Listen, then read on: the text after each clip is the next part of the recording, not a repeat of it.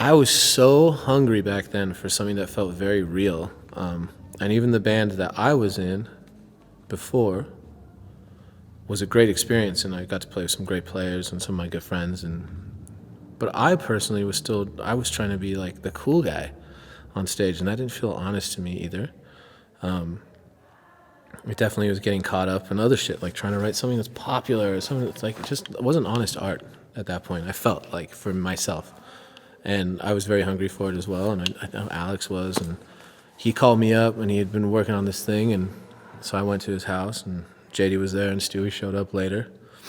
And I remember recording that night, and on my drive home, that was it. I knew, like, it was like one of those moments where I was like, this is the path I have to be on at all costs. This is it. And I called my drummer, Josh. We were in the same band together, and I was like, man, we need to be here. This is fucking amazing. You know, we're doing something special. I could feel it. And I think because it affected me that way, what Alex had been working on, I'm so happy it affects everybody else. But I'm not necessarily surprised either, because I was blown away by it, you know, and I'm very humbled by the whole thing too. Like, the one time I got fucking, like, my breath taken the first time, it happened a lot with this band. But when we went to Australia the first time, we were playing this fucking sweaty show.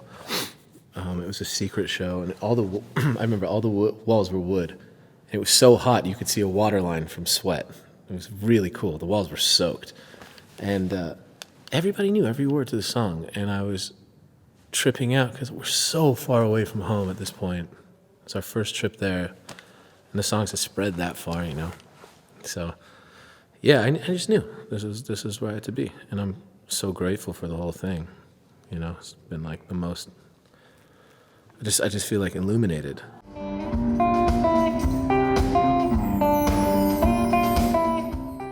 The second we started playing, that wall was fucking destroyed, like between the audience and the band, because it is a group experience, and we all are contributing. When I go see a show, I'm contributing to the energy, you know, and vice versa.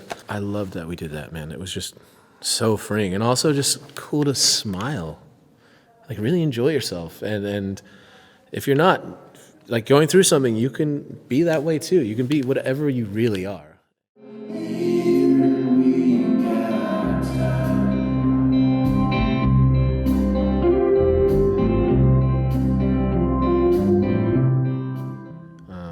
I know this music's saved me in a lot of ways, and I know there's songs in the past that have just made me like go. Do you ever have that song where you're fucked up, you're going through something, you're going through it, you can't figure out, then one song comes on, and there's, whether it's the melody, whatever it is, all of a sudden you're healed. It's fine. I've had that happen a couple times.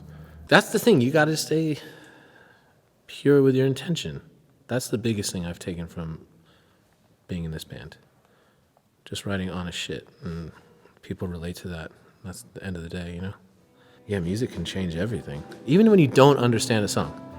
Like, Nessun Dorma's one of my favorite songs. I will not learn what it means because I have my own story. I don't want to know what the fucking lyrics mean right now. And that song, every time it comes on, I weep. It's so beautiful.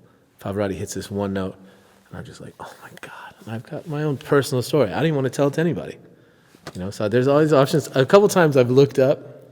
I was bummed when I looked up what the title meant, and I was like, still different than my story. But yeah, you don't even have to know what the words are. It's amazing.